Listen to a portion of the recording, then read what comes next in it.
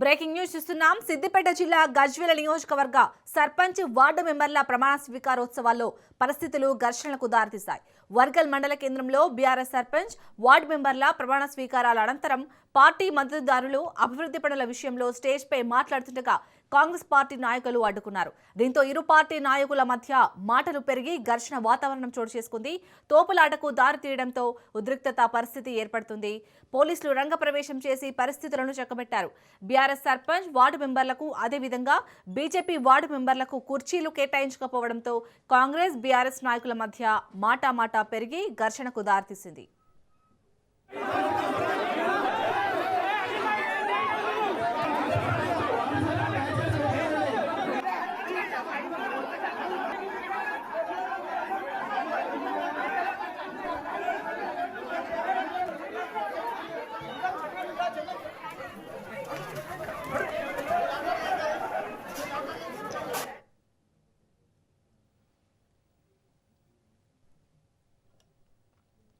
సిద్దిపేట జిల్లా గజ్వేల్ నియోజకవర్గ సర్పంచ్ వార్డు మెంబర్ల ప్రమాణ స్వీకారోత్సవాల్లో పరిస్థితులు ఘర్షణలకు దారితీశాయి. వర్గల్ మండల కేంద్రంలో బీఆర్ఎస్ సర్పంచ్ వార్డు మెంబర్ల ప్రమాణ స్వీకారాల అనంతరం పార్టీ మద్దతుదారులు అభివృద్ధి పనుల విషయంలో స్టేజ్ పై మాట్లాడుతుండగా కాంగ్రెస్ పార్టీ నాయకులు అడ్డుకున్నారు. దీంతో ఇరు పార్టీ నాయకుల మధ్య మాటామాట పెరిగి ఘర్షణ వాతావరణం చోటు చేసుకుంది. తోపులాటకు దారితీయడంతో ఉద్రిక్తత పరిస్థితి ఏర్పడింది. పోలీసులు రంగప్రవేశం చేసి పరిస్థితులను చక్కబెట్టారు. బీఆర్ఎస్ సర్పంచ్ వార్డు మెంబర్లకు అదేవిధంగా బీజేపీ వార్డు మెంబర్లకు కుర్చీలు కేటాయించకపోవడంతో కాంగ్రెస్ బీఆర్ఎస్ నాయకుల మధ్య మాటామాట పెరిగి ఘర్షణకు దారితీసింది.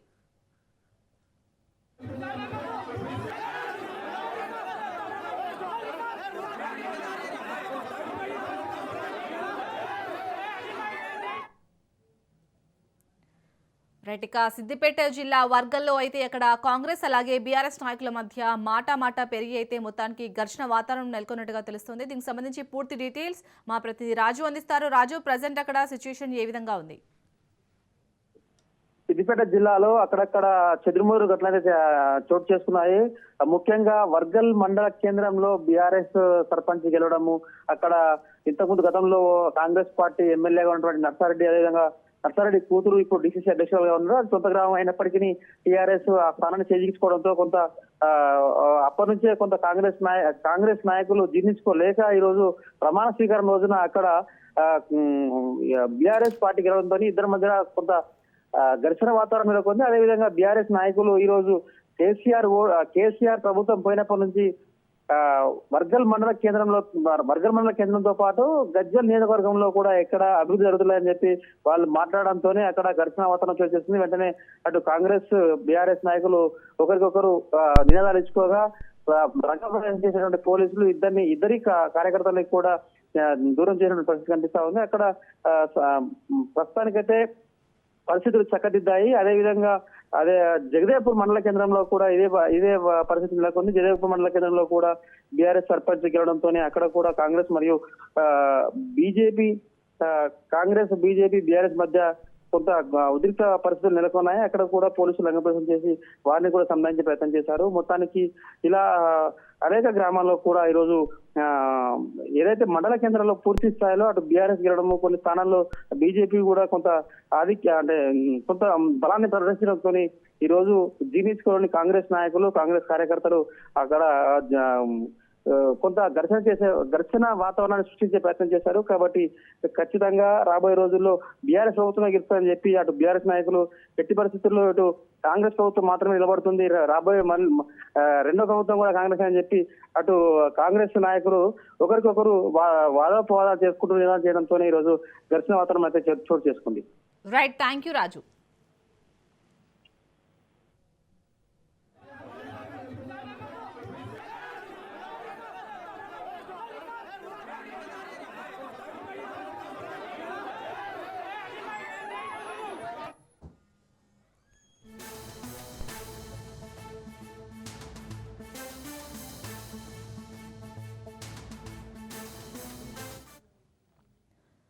మహబూబాబాద్ జిల్లాలోని సర్పంచ్ ప్రమాణ స్వీకారంలో గందరగోళం ఏర్పడింది. ఎన్నికల్లో పోటీ చేసిన ఇద్దరు అభ్యర్థులు గెలిచినట్లుగా అధికారులు ధృవీకరణ పత్రాలు జారీ చేయడం కలకలం రేపింది.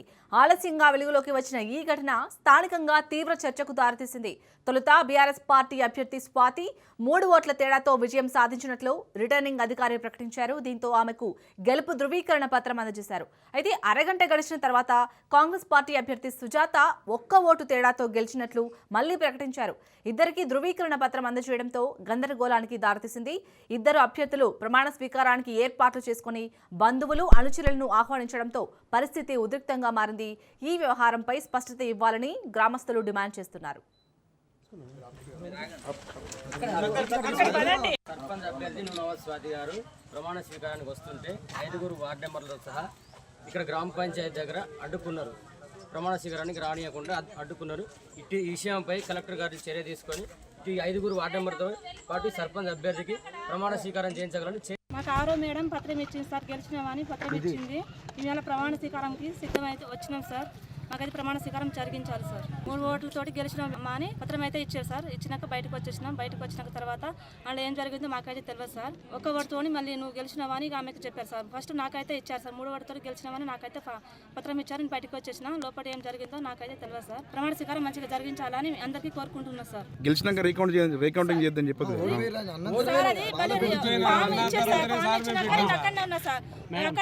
ఎలక్షన్ కౌంటింగ్ రోజు కూడా వార్డు నెంబర్ చెప్పలేదు సార్. అభ్యర్థి రూమ్ లో ఉన్నది. వాళ్ళ అధికారులు చేసుకున్నారు. మాకైతే ఏం తెలియదు సార్. అలా రీకౌంటింగ్ గానే చెప్పారు సార్. మళ్ళీ నేను ఫామ్ ఇచ్చినాక బయటకు వచ్చేసినాక తర్వాత అక్కడ నిలబడ్డ తర్వాత మళ్ళీ రీకౌంటింగ్ అని చేశారు. ఏంది నాకు మేడం ఫామ్ ఇచ్చింది కదా, నేను తీసుకొని బయటనే ఉన్నా. నాకు ఫామ్ ఇచ్చినాక మళ్ళీ రీకౌంటింగ్ ఎందుకు చేస్తారని నేను అక్కడనే ఉన్న తర్వాత వాళ్ళు మళ్ళీ అధికారులు అందరూ పోయి ఆరు మేడం ఉంది, ఇక సిఎస్ఆర్ ఉన్నారు, అందరు చాలా మంది ఉన్నారు. అధికారులు అందరూ లోపలనే ఉన్నారు. నేను ఒక్కదాన్నే ఉన్నా, నాతోటి ఎవరు లేరు. అయితే ఇక తర్వాత రీకౌంటింగ్ చేసినాక తర్వాత నువ్వు 1 ఓటుతో గెలిచిన అమ్మా అని ఆమెకు చెప్పేవరకు నేను అక్కడ కూలబడ్డా సార్. కూలబడ్డా. ఏంది నాకు అసలు ఇంట చెప్పి కూడా మళ్ళీ అట్లా ఎందుకు చేసినా నేను అక్కడ కూలబడ్డా. ఇక తర్వాత ఏం జరిగిందో నాకు అసలే తెలియదు సార్. ఆటంకపరుస్తున్నారు, చాలా ఇబ్బంది చేస్తూ మేము దీని మీద చట్టపరిమితిగా అధికారులకు కోరుతున్నాము న్యాయం చేయాలని.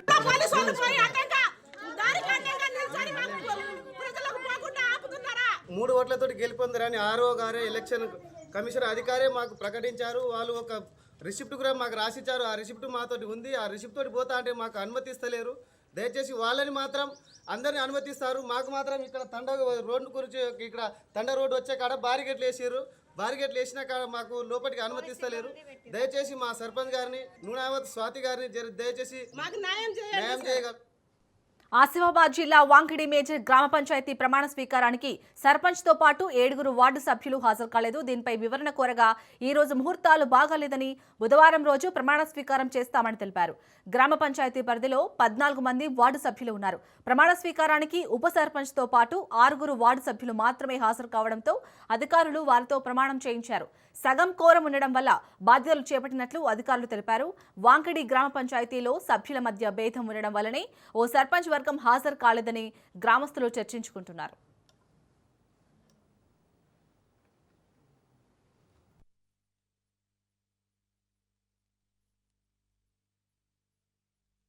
పంచాయతీ సభ్యుడినైన దీపక్ ముండే అను నేను శాసనం ద్వారా నిర్మితమైన భారత రాజ్యాంగం పట్ల నిజమైన నమ్మకం మరియు విధేయత కలిగి ఉండి నేను స్వీకరించబోతున్న విధిని నమ్మకంగా నిర్వహించదనని ఆ భగవంతుని సాక్షిగా ప్రమాణం చేయుచున్నాను.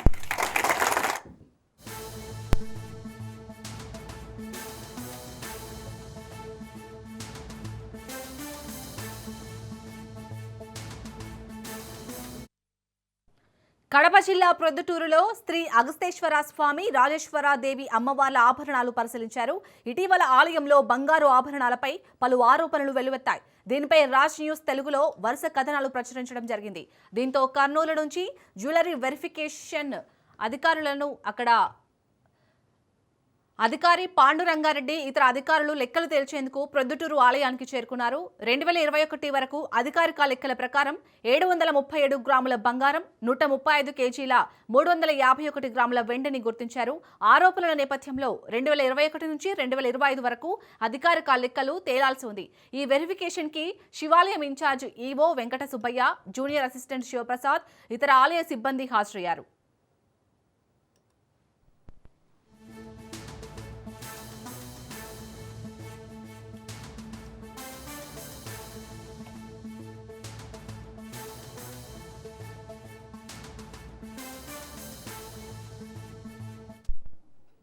కడప జిల్లా ప్రొద్దుటూరులో శ్రీ అగస్తేశ్వర స్వామి, రాజేశ్వరి దేవి అమ్మవార్ల ఆభరణాలు పరిశీలించారు. ఇటీవల ఆలయంలో బంగారు ఆభరణాలపై పలు ఆరోపణలు వెల్లువెత్తాయి.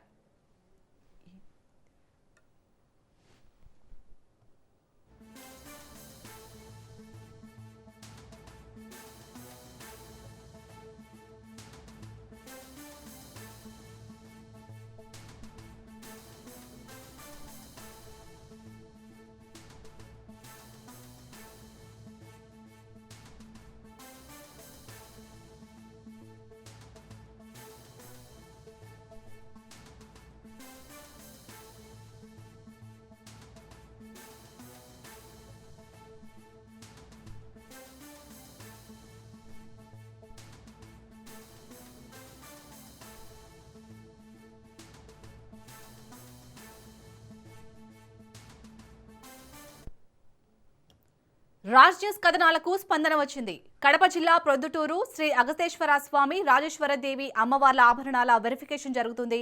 ఇటీవల ఆలయంలో బంగారు ఆభరణాలపై పలు ఆరోపణలు వెలువెత్తాయి. దీనిపై రాజ్ న్యూస్ తెలుగులో వరుస కథనాలు ప్రచురించడం జరిగింది. దీంతో కర్నూలు నుంచి జ్యువెలరీ వెరిఫికేషన్ అధికారి పాండురంగారెడ్డి ఇతర అధికారులు లెక్కలు తేల్చేందుకు ప్రొద్దుటూరు ఆలయానికి చేరుకున్నారు. 2021 వరకు అధికారిక లెక్కల ప్రకారం 737 గ్రాముల బంగారం, 135 కేజీల 351 గ్రాముల వెండిని గుర్తించారు. ఆరోపణల నేపథ్యంలో 2021 నుంచి 2025 వరకు అధికారిక లెక్కలు తేలాల్సి ఉంది. ఈ వెరిఫికేషన్ కి శివాలయం in charge EO Venkata Subbaiah, junior assistant Shivaprasad, ఇతర ఆలయ సిబ్బంది హాజరయ్యారు.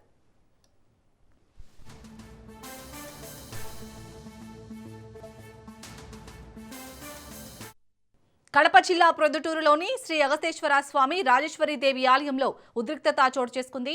కర్నూలు నుంచి జ్యువెలరీ వెరిఫికేషన్ అధికారి పాండురంగారెడ్డి ఇతర అధికారులు లెక్కలు తేల్చేందుకు ప్రొద్దుటూరు ఆలయానికి చేరుకున్నారు. అయితే రిటైర్డ్ ఈవో రామచంద్రాచార్యులు ఆలస్యంగా హాజరైనందున ఆలయ కమిటీ చైర్మన్ నారాయణరెడ్డి సీరియస్ అయ్యారు. దీంతో వీరిద్దరి మధ్య వాగ్వాదం తలెత్తింది. ఉదయం 8:30కే కర్నూలు నుంచి అధికారులు వచ్చినా ఇప్పటి వరకు ఎందుకు రాలేదని ప్రశ్నించారు. అదేవిధంగా నగలు ఎందుకు అప్పగించలేదంటూ రిటైర్డ్ ఈవోని ఆలయ కమిటీ చైర్మన్ నారాయణరెడ్డి నిలదీశారు.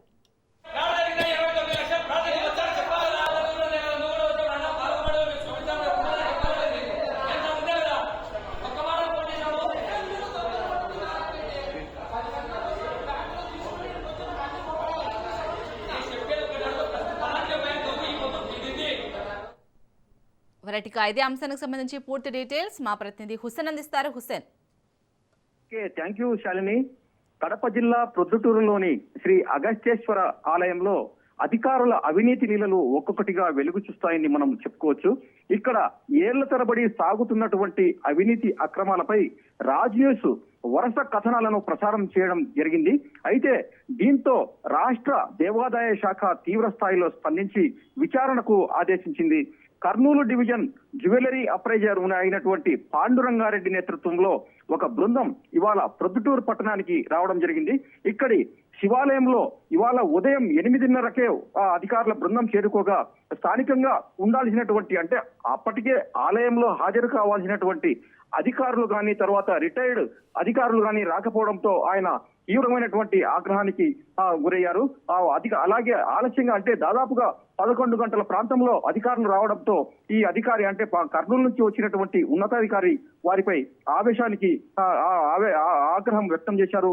అంతేకాకుండా ఇక్కడ గతంలో పనిచేసినటువంటి రామచంద్రాచార్యులు అనేటువంటి ఒక రిటైర్డ్ ఈవో నేతృత్వంలో 6 నెలల క్రితమే ఇక్కడికి సంబంధించినటువంటి ఈ బంగారు వెండి ఆభరణాలు ఇక్కడ అంటే ఇన్ఛార్జిగా ఉన్నటువంటి వెంకట సుబ్బయ్యకు ఇన్ఛార్జ్ బాధ్యతలతో పాటు బంగారు వెండి నగలు ఇవ్వాల్సి ఉండగా అంటే అప్పగించాల్సి ఉండగా అసలు వాటిని కేర్లెస్ చేశారు టోటల్ గా. దీంతో ఇవాళ ఈ విషయమై కూడా రాజ్ న్యూస్ అనేకమైనటువంటి కథనాలను ప్రసారం చేయడం జరిగింది. దీంతో స్వామి అమ్మవార్లకు సంబంధించినటువంటి ఆభరణాలు అప్పగించే క్రమంలో ఇద్దరికి అంటే ప్రస్తుతం ఉన్నటువంటి ఆలయ చైర్మన్ వంగల నారాయణ రెడ్డి తర్వాత రిటైర్డ్ ఈఓ రామచంద్రాచార్యులకు కాసేపు వాగ్వివాదం జరిగింది. ఈ ఆలస్యానికి కారణము తర్వాత 6 నెలలు అయినా కూడా రిటైర్డ్ అయ్యి 6 నెలల సమయం అవుతున్నా కూడా ఇంతవరకు అప్పగించకపోవడంతో వంగల నారాయణ రెడ్డి తీవ్రమైనటువంటి ఆగ్రహం వ్యక్తం చేశారు అధికారులపై. ఇదిలా ఉండగా కోట్ల రూపాయల స్వాహా తర్వాత ఇక్కడ జరిగేటువంటి మాయాజాలాన్ని అన్నిటిని కూడా రాజ్ న్యూస్ వరుస కథనాలను ప్రసారం చేయడం జరిగింది. దీంతో అప్రమత్తమైనటువంటి అధికారులు ఇవాళ ప్రొద్దుటూరుకు వచ్చి నగలను అంటే అమ్మవారి తర్వాత స్వామివారి అమ్మవారికి సంబంధించినటువంటి నగలను పరిశీలించారు. వాస్తవానికి స్వామి అమ్మవార్ల నగలు మొత్తం 2021 సంవత్సరానికి అధికారిక లెక్కల ప్రకారము దాదాపుగా 737 గ్రాముల బంగారు తర్వాత 135 కేజీల 351 గ్రాముల వెండి ఉంది. అయితే ప్రస్తుతము వెండి లెక్కలను మాత్రం అధికారులు ముందుగా తేల్చే పనిలో ఉన్నారు. వాటికి సంబంధించిన రికార్డులు ఆభరణాలు పరిశీలించే క్రమంలో అనేక అక్రమాలు కూడా వెలుగు చూస్తున్నాయి. 2016లో ఇదే ఆలయానికి సంబంధించి 1 కేజీ 350 గ్రాముల వెండి ఒక దాత నుంచి ఆలయానికి విరాళంగా వచ్చింది. అప్పట్లో ఈ వెండి 68.24 టచ్ తో ఉండగా ప్రస్తుతము అదే వెండిని టచ్ చేసి చూడగా కేవలము అంటే 20% లోపు టచ్ తో ఉంది.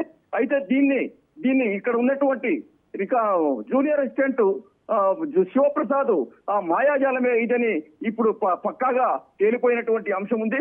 ఇంకా 6 అంటే స్వామివారికి సంబంధించినటువంటి మరో 6 వస్తువులు కూడా మాయమైనట్లుగా పరిశీలనలో వెల్లడైంది. పూర్తి వివరాలు ఇవాళ సాయంత్రం లోపు అన్ని వివరాలు తేలేటువంటి అవకాశం ఉంది. Shalini. Right, thank you Hussain.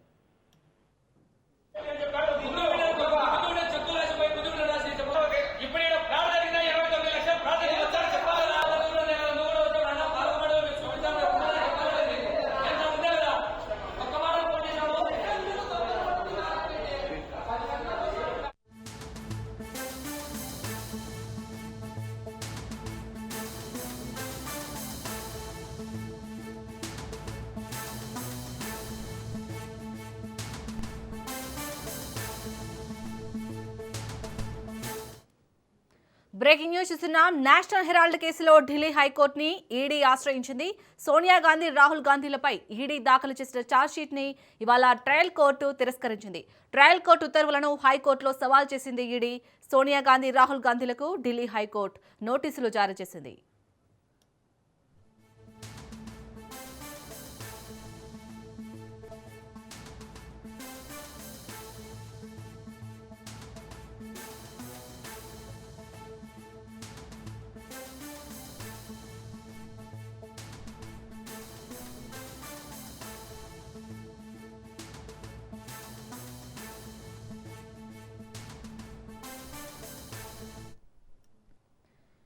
ఇటు నేషనల్ హెరాల్డ్ కేసులో అయితే ఢిల్లీ హైకోర్టుని ఈడీ ఆశ్రయించింది.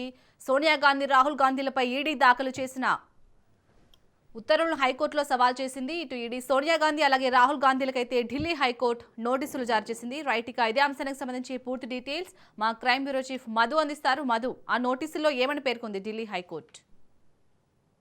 ఢిల్లీ హైకోర్టుకి అయితే ప్రస్తుతం వ్యవహారం అంతా కూడా జరిగిందని చెప్పారు. నేషనల్ హెరాల్డ్ కేసు, ఈ నేషనల్ హెరాల్డ్ కేసుకు సంబంధించినటువంటి రాహుల్ గాంధీ వ్యవహారం ఏదైతుందో, రాహుల్ గాంధీతో పాటు సోనియా గాంధీ ఈ ఇద్దరి మీద కూడా దాఖలు చేసినటువంటి ఛార్జ్ షీట్ ఇప్పుడు చాలా కీలకంగా మారిందనే చెప్పాలి. అయితే ప్రధానంగా కూడా నేషనల్ హెరాల్డ్ కేసులో ఇప్పటికే ఢిల్లీ హైకోర్టును ఆశ్రయించినటువంటి ఈడీ అధికారులు తాము దాఖలు చేసినటువంటి ఛార్జ్ షీట్ ఏదైతుందో ఆ ఛార్జ్ షీట్ కి సంబంధించి ఇటీవలే ట్రిబ్యునల్ కోర్టు ఏదైతుందో ఆ ట్రయల్ కోర్టు తోసిపుచ్చింది అంటూ కూడా హైకోర్టును అయితే సవాల్ చేస్తూ కూడా ఈడీ అధికారులు ఈ పిటిషన్ దాఖలు చేశారు. ఒకటి అంటే మొత్తం విచారణ అంతా కూడా సంబంధించి మేము ఇప్పటి వరకు జరిపినటువంటి విచారణ ఏదైతుందో ఆ విచారణకు సంబంధించి కీలకమైనటువంటి సమాచారం అంతటిని కూడా ఇందులో పొందుపరిచాము. అందులో భాగంగానే ఆ ఛార్జ్ షీట్ ఏదైతుందో ఆ ఛార్జ్ షీట్ ని ట్రయల్ కోర్టులో అందజేశాము. అయితే తాము అందజేసినటువంటి ఛార్జ్ షీట్ ఏదైతే ఉందో దాన్ని తిరస్కరిస్తూ కూడా కోర్టు ఆదేశాలు ఇచ్చింది కాబట్టి ఇక దాన్ని మళ్ళీ కూడా పరిగణలోకి తీసుకోవాలి. మేము దాఖలు చేసినటువంటి ఛార్జ్ షీట్ ఏదైతే ఉందో దాన్ని పరిగణలోకి తీసుకోవాలంటూ కూడా ఈడీ అధికారులు అయితే ఢిల్లీ హైకోర్టులో పిటిషన్ దాఖలు చేశారు. ఢిల్లీ హైకోర్టులో దాఖలైనటువంటి పిటిషన్ ఏదైతే ఉందో దీని మీద ప్రస్తుతం విచారణ జరగబోతుంది. పూర్తిగా కూడా దీనికి సంబంధించి కూడా హైకోర్టు సోనియా గాంధీకి, రాహుల్ గాంధీకి ఢిల్లీ హైకోర్టు అయితే నోటీసులు సర్వ్ చేయబోతున్నటువంటి నేపథ్యంలోనే వాళ్ళు ఇవ్వబోతున్నటువంటి సమాధానం అనేది చాలా కీలకం. వన్స్ సోనియా గాంధీ, రాహుల్ గాంధీల పైన వాళ్ళిద్దరు ఇచ్చేటటువంటి రిప్లై ఏదైతే ఉంటుందో ఆ రిప్లై ప్రకారము ఫర్దర్ గా ఢిల్లీ హైకోర్టు అయితే ఆదేశాలు ఇవ్వబోతున్నారు. ప్రస్తుతానికి మాత్రము సస్పెన్స్ కొనసాగుతుంది. సోనియా గాంధీ, రాహుల్ గాంధీ వ్యవహారంలో ఇప్పటికే ఈడీ అధికారులు దాఖలు చేసినటువంటి ఛార్జ్ షీట్ ఏదైతుందో ఆ వ్యవహారంలో దాన్ని పరిగణలోకి తీసుకోవాలా లేదా ఖచ్చితంగా తీసుకోవాలనుకుంటే ఢిల్లీ హైకోర్టు అయితే ఆర్డర్స్ ఇవ్వాలి. అలా వన్స్ ఢిల్లీ హైకోర్టు ఆర్డర్స్ ఇస్తే మాత్రం ట్రయల్ కోర్టులో ఆ ఛార్జ్ షీట్ పరిగణలోకి తీసుకుంటుంది. ఒకవేళ ఢిల్లీ హైకోర్టు ఎందుకు దాన్ని క్యాన్సిల్ చేస్తే మాత్రం ఖచ్చితంగా ఈడీ అధికారులు మరొక ఛార్జ్ షీట్ అయితే దాఖలు చేయాలి. Right, thank you Madhu.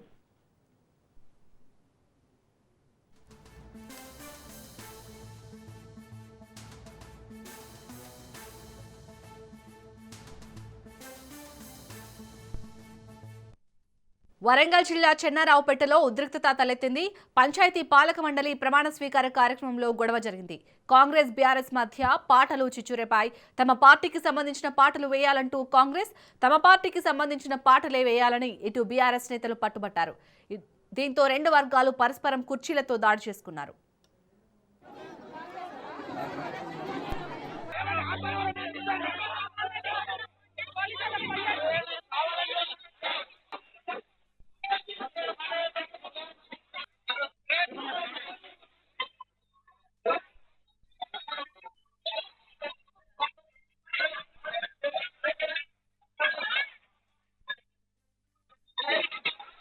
Sarpanch, ఉప సర్పంచ్, గ్రామ వార్డు మెంబర్ల ప్రమాణ స్వీకారం రోజున మేము అనగా కాంగ్రెస్ పార్టీ ఉప సర్పంచ్తో మేము గ్రామ పంచాయతీకి వెళ్ళగా అక్కడ కేసీఆర్ పాటలు రావడం వల్ల నేను పోయి ఆడ అబ్జెక్షన్ చేయడం వల్ల అధికారులను కార్యదర్శిని కలిసి ఇదేంటి కేసీఆర్ పాటలు ఎలా పెడతారని నేను అడగగా నాపై బీఆర్ఎస్ నాయకులు నాపై దాడి చేయడం జరిగింది.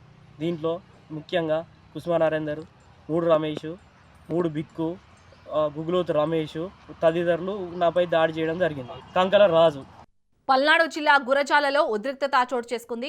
గురజాల నుంచి జంగమహేశ్వరపురాన్ని తొలగించాలని నగర పంచాయతీ తీర్మానించింది.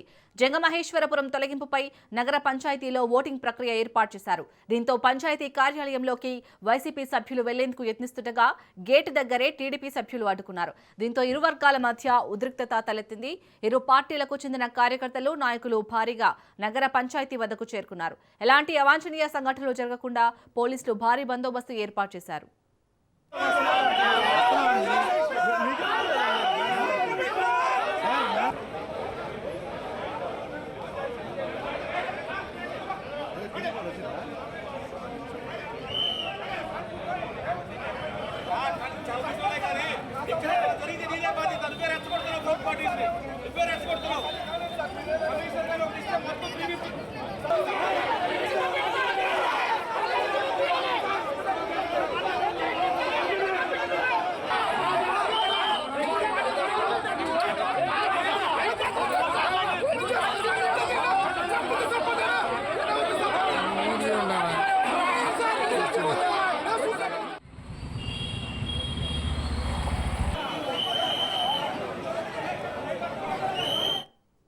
భద్రాద్రి కొత్తగూడెం జిల్లా అశ్వారావుపేట నియోజకవర్గంలో ఫారెస్ట్ రేంజర్ల తీరు వివాదాస్పదంగా మారుతుంది.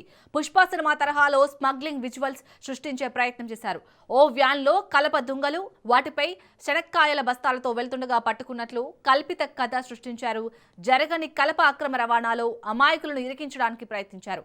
మైనర్ను హింసించిన ఘటనలోనూ అధికారులపై ఆరోపణలు వెల్లువెత్తున్నాయి. అశ్వారావుపై దమ్మపేట రేంజర్లపై చర్యలకు స్థానికులు డిమాండ్ చేస్తున్నారు.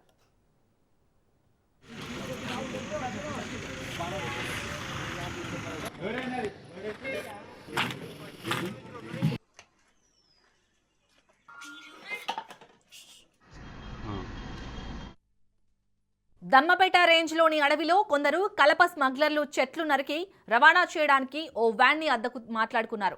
ఇంటి సామాన్లు రవాణా చేయాలని వ్యాన్ యజమానికి అబద్ధం చెప్పారు. చివరి క్షణంలో కలప రవాణా అనేసరికి వ్యాన్ డ్రైవర్ అంగీకరించకుండా వెనక్కి వెళ్లిపోవడంతో కలప రవాణా నిలిచిపోయింది. విశ్వసనీయ సమాచారంతో ఘటనా స్థలానికి చేరుకున్న ఫారెస్ట్ అధికారులు ఓ ఇద్దరిని అదుపులోకి తీసుకున్నారు. మణి అనే వ్యక్తిని అదుపులోకి తీసుకునే క్రమంలో మణి ఇంట్లో సోదాలు చేసి ఇంట్లో మణి లేకపోవడంతో ఒంటరిగా ఉన్న మణి కొడుకు సాయిని నేరస్తుడిలా తీసుకువెళ్లి 12 గంటల పాటు నిర్బంధించి హింసించారు. మైనర్ని హింసించి వేధించిన ఘటన వార్త బయటకు రావడంతో దాన్ని కప్పిపుచ్చుకోవడానికి ఫారెస్ట్ అధికారులు ప్లాన్ వేశారు.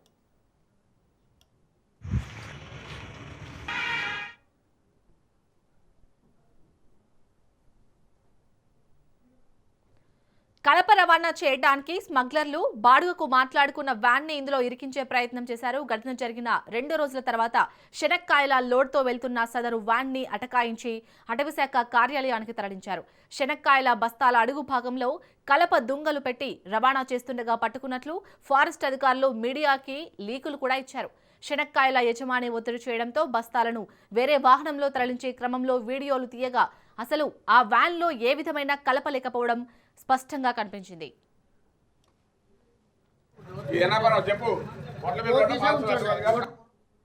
మరుసటి రోజు మధ్యాహ్నం అటవీశాఖ కార్యాలయం నుంచి వ్యాన్ బయటకు వచ్చినట్టు జీపీఆర్ఎస్ ద్వారా చూసిన వ్యాన్ ఓనర్ జగదీష్ స్థానికుల సాయంతో లొకేషన్ ఆధారంగా వెళ్లి వ్యాన్ ని ఆపారు. నందిపాడు అడవికి వ్యాన్ ను తీసుకువెళ్తున్నట్లు డ్రైవింగ్ చేస్తున్న వ్యక్తి చెప్పడంతో అందరూ షాక్ అయ్యారు. వ్యాన్ తో పాటు వచ్చిన ఫారెస్ట్ సిబ్బంది పొంతనలేని సమాధానాలు చెప్పారు. అడవిలో ఉన్న కలపను వ్యాన్ లో వేసి అక్రమ రవాణాకి పాల్పడినట్లు చిత్రీకరించే ప్రయత్నం చేస్తున్నారని స్థానికులు ఫారెస్ట్ సిబ్బందితో ఘర్షణ పడి పోలీసులకు సమాచారం ఇచ్చారు.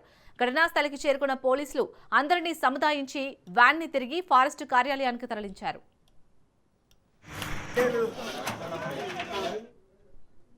అటవీశాఖ అధికారులు తన డ్రైవర్ని చిత్రహింసలకు గురిచేసి తెల్ల కాగితాలపై సంతకాలు పెట్టించుకుని వ్యాన్లో లేని కలపను సృష్టించే ప్రయత్నం చేస్తున్నారని వ్యాన్ యజమాని జగదీష్ అంటున్నారు. ఎక్కడో ఎవరో చెట్లు నరికితే వారిని పట్టుకోవడం చేతకాక మైనర్ని హింసించి ఆ నేరం తమ మీద పడకుండా ఉండటానికి సంబంధం లేని కేసులో తమను ఇరికిస్తున్నారన్నారు. తక్షణమే ఉన్నతాధికారులు స్పందించి అక్రమ కేసులు పెడుతున్న ఫారెస్ట్ అధికారులపై చర్యలు తీసుకుని తమకు న్యాయం చేయాలని డిమాండ్ చేస్తున్నారు.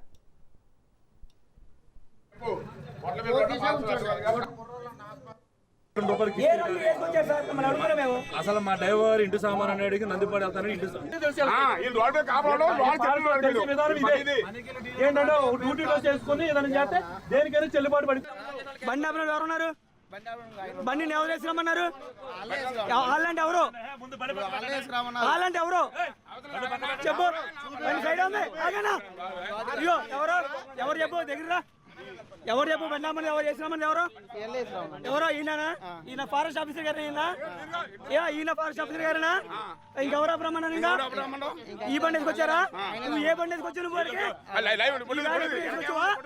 ఈ బండినా నాకు ఒక డీసీఎం వ్యాన్ ఉంది. వ్యాన్ ఉండగా నాకు షేర్పేట యూనియన్ ఆఫీస్ తరపు నుంచి కిరాయి వచ్చింది. ఇంటి సామాన్ కిరాయి వచ్చింది. ఇంటి సామాన్ కిరాయి నిమిత్తం నేను నందిపాడు నుంచి భీమవరంకి లోడ్ చెప్పారు. లోడింగ్ కోసం వెళ్ళిన తర్వాత కొంతమంది అనుమానంగా అనుకుంటాం వల్ల ఈ లోడ్ ఎక్కడ కాదు లోపలికి అడవిలో లోపలికి వెళ్ళాలి ఇక్కడ మకాంలో ఉంటున్నారని చెప్పని అక్కడ వ్యక్తులు చెప్పిన తర్వాత మేము వెళ్ళాం ఇలాంటి లోడ్కి వెళ్ళామని చెప్పని డ్రైవర్ది వెనక్కి వేసుకొచ్చేసాడు. బండి మళ్ళీ లోడ్ మేము పెట్టాము ఓనర్ మమ్మల్ని తిడతారని చెప్పి డ్రైవర్ వెనక్కి బండి వేసుకొచ్చేసి వినాయపురం వచ్చేసి నా ఫోన్ చేశాడు. ఓరే నాకు ఆఫీస్ నుంచి మళ్ళీ ఇంకో శనక్కాయ లోడ్ కిరాయి వచ్చింది. కిరాయి వస్తే ఆ లోడ్ నేను పెట్టుకున్నాను అంతా బాగానే ఉంది. లోడ్ అయిన తర్వాత వేరే వ్యక్తులు బయట వ్యక్తులు వచ్చి ఫారెస్ట్ అధికారులు వచ్చి నా బండి అక్రమంగా తీసుకువెళ్ళి వాళ్ళ దగ్గర బండిలో కలప ఉంది దీంట్లో లోడ్లో చేసి ఈ శనక్కాయ లోడ్తో పాటు కలప కూడా తీసుకెళ్ళి రవాణా చేస్తున్నామని చెప్పని నా మీద ఆరోపణలు చేస్తే వాళ్ళ మాట నేను గౌరవించి నా బండి తీసుకెళ్లి వాళ్ళ ఫారెస్ట్ అధికారులు వాళ్ళ హ్యాండ్ ఓవర్లో బండి పెట్టాను. ఆ శనక్కాయ లోడ్ వేరే వాహనాల్లోకి మన ఆఫీస్ తరఫు నుంచి వేరే బండిలోకి తిరగొట్టి ఆ లోడ్ పంపించాము. మా సొంత ఖర్చులతో మేమే చేసుకున్నాం. కానీ ఆ బండిలో ఎలాంటి లోడు ఏది లేదు. లోడిన తర్వాత వాళ్ళందరూ వాళ్ళ మనిషి అక్కడ ఫారెస్ట్ అధికారి ఒక మనిషి అక్కడ ఉండి దగ్గర ఉండి బండి లోడు మార్పించారు. వేరే బండి లోడు మార్పించి చెక్ చేసుకున్నారు. బండిలో ఎటువంటి లోడు దాంట్లో లేదు. ఓనర్ మా యూనియన్ సభ్యుడు ఓనర్ వ్యక్తి దాన్ని చూసినాడు. చూశాక ఓట్లపల్లి రోడ్డు ఎస్ఆర్ బంక్ కాడికి వెళ్ళాక ఆఫ్ చేసి యూనియన్ సభ్యులు యూనియన్ సభ్యులు అందరు యూనియన్ సభ్యులు మొత్తం సహకరించారు. ఎత్తున వచ్చారు. ఫారెస్ట్ వాళ్ళు చీవేసుకుని దాన్ని ముందుండి తీసుకెళ్తాంటారు. తీసుకుని ఎక్కడికి ఏంటంటే డ్రైవర్ని మేము గట్టిగా పేసిచ్చాం. అప్పటికి పారసాలు 4-3 ఉన్నారు. తర్వాత మేము ఎప్పుడైతే జనం పోగాయేమో ఈ లోపల పారసారు మరి 10 మంది బళ్ళు వేసుకుని వచ్చారు. పోతే ఒకసారి అడిగితే ఎక్కడ సార్ అంటే లేదు సార్ ఇలా పాలవన్ తీసుకెళ్ళి పాలవన్స్ రోడ్డు ఇటు కాదు కదా సార్ ఇటు నుంచి వెళ్ళి దంపేట నుంచి వెళ్ళిద్ది కదా సార్ అన్నాం. ఇంకోసారి వచ్చాక ఇంకోసారి అంటాడు లేదు ఆయిల్ కూడా నేను వచ్చామన్నారు. రింగ్లో బంకులు ఉంది ఇటు సార్ ఆయిల్ ఓట్లపల్లి రోడ్లో ఆయిల్ బంకులు ఉన్నాయి అని చెప్పి అడిగాం. డ్రైవర్ని గట్టిగా అడిగి ఇంకోసారి అడిగితే ఫారెస్ట్లోకి మన మొక్కలు నరికారు, ఆ దొంగలు పట్టుకోలేక